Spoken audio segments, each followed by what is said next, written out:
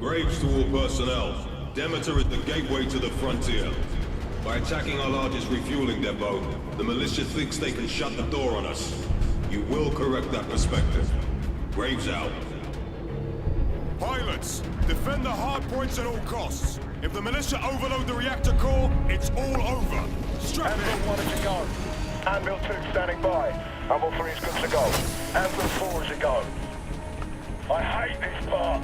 Cut the chatter. Initiating drop sequence. Separation confirmed.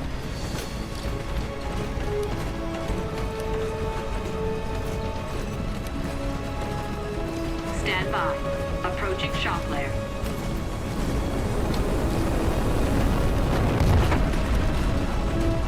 Impact in 3, 2, 1.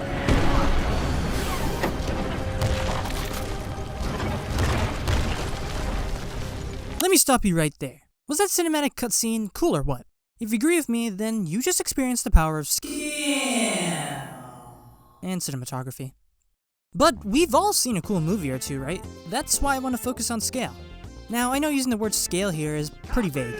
Am I talking about the length of a video game, the entities within the game, or the actual size of the game? Wait, I need 154 gigabytes minimum to play a game about basketball? What the fuck? Well, the answer is yes. Kind of. For this video, I want to focus on 3 aspects of scale/size that I feel I look out for the most whenever I pick up a video game. That being the environmental scale, the complexity scale, and the length scale.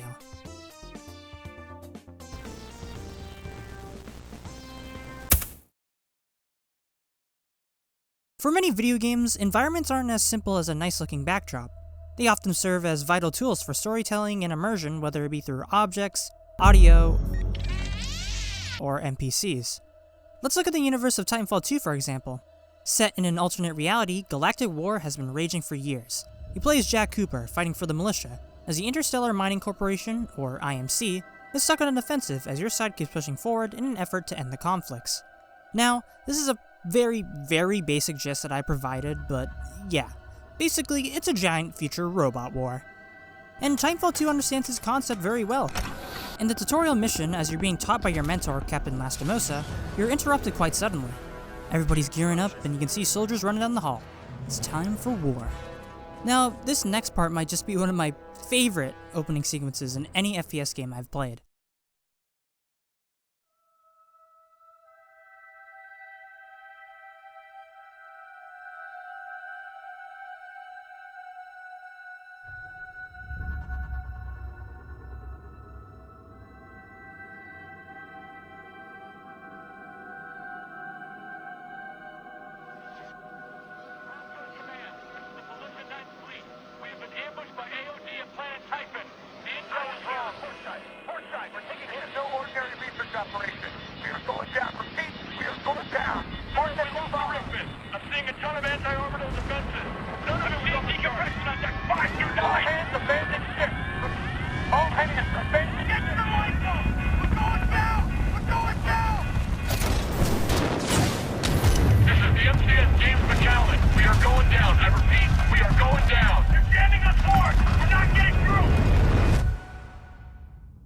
God, this game is so good! So let's break it down. How does this scene set the stage for the campaign? You can see here that already this conflict is way bigger than anything here on Earth. The Earth-like planet looms below ominously, and the shattered moon makes that feeling much more apparent. At the same time, you're blasted by all the radio comms that signal that this operation isn't going to go as smoothly as it should have. Now, I will say here that the face Jack makes is kinda goofy. Like, whenever I see this part, I always imagine him saying something like, "Welp, that wasn't supposed to happen." Anyways, after landing, you're greeted by the blurry backdrop of a fallen airship, and once you emerge from the drop pod, you're met with the ashy air and sounds of gunfire.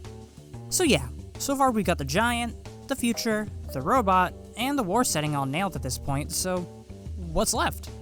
Well, I hope you didn't forget the title of the game.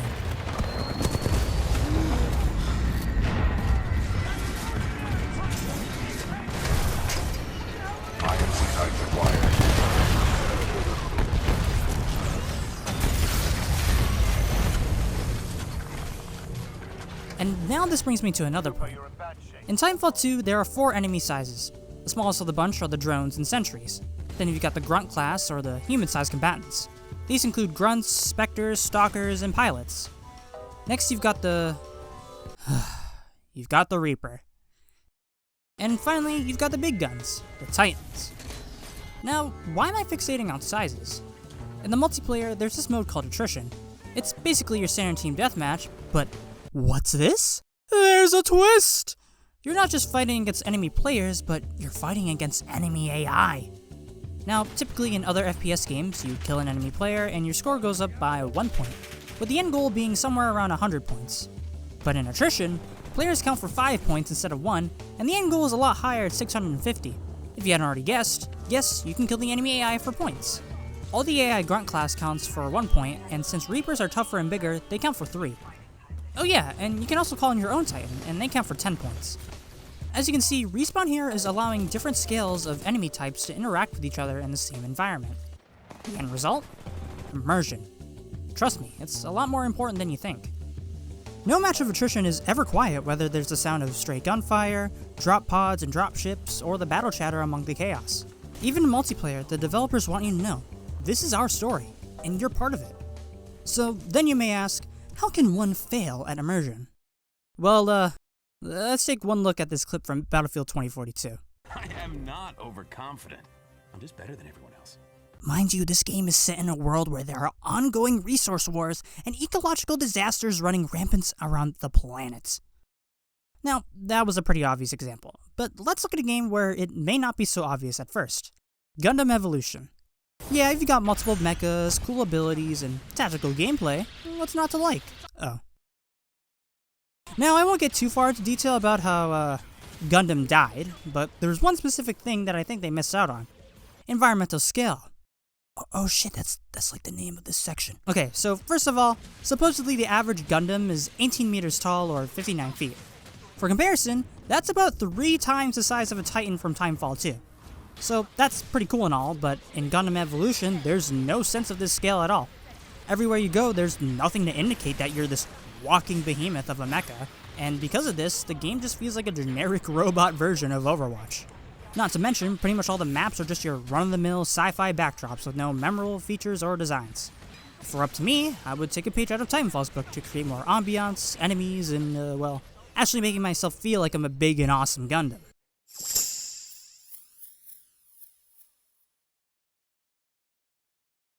When it comes to the complexity of video games, there's really no right or wrong answer. Take a game like Minecraft.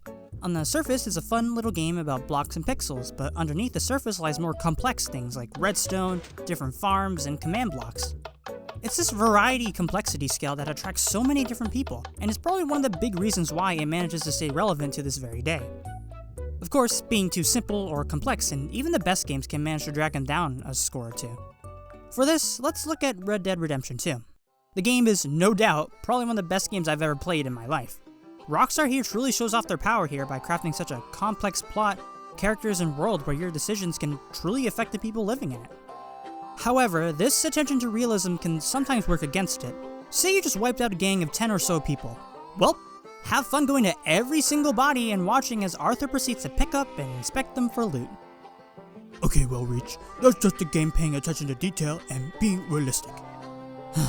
Look, it's pretty cool at first, but after you shoot enough people to fill up your own cemetery, the novelty begins to wear off. There's also the lack of fast travel unless you go to a stagecoach, ride a train, or go to your camp. But even then, you need to unlock the damn thing first before you fast travel from the camp. Now, did this make the game unplayable? No. Was I slightly annoyed? Very much so. While this may not have been a deal breaker for me, for some people it's enough to warrant a lower rating. On the other hand, not enough complexity can completely ruin a game. Enter Cyberpunk 2077, a game that was supposed to be, quote-unquote, as refined as Red Dead Redemption 2. Now, obviously not being complex enough was only one of the many problems that the game was plagued with, but it definitely was up there along with the bugs. I mean, just look at this Reddit post that somebody compiled with all the missing features on launch. NPC unique daily routines and AI, unique world building decisions, and weapon customization. It's so ironic, because Red Dead Redemption 2 literally has all of this. I got some jelly beans.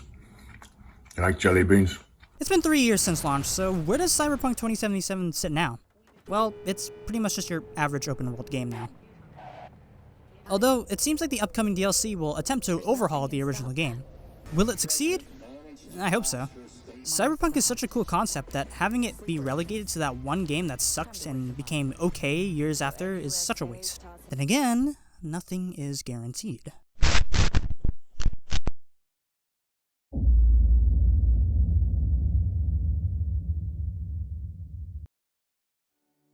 What I'm about to say is pretty applicable to all walks of life. More does not always mean it's better. When writing a story, if it ends up going on for a long time, you risk the audience becoming bored and maybe even hateful as time goes on. Therefore, it's important to keep it engaging and meaningful the whole way through. Apply that to video games and you've got stuff like the aforementioned Red Dead Redemption 2, Jelly beans. The Last of Us, and Ghost of Tsushima. The execution of the runtime of these games is part of why they're so good. In Ghost of Tsushima, you're pretty much doing the same thing throughout the entire game. Oh look, there's a group of Mongols and you have to kill them.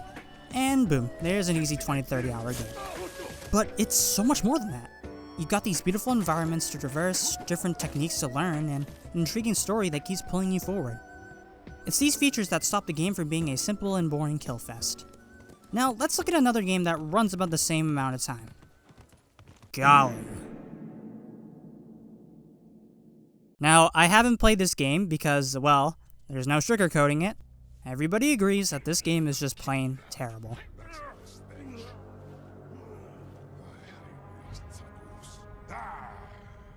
Oh my god. I even asked myself, how can this shitty game run for 20 hours?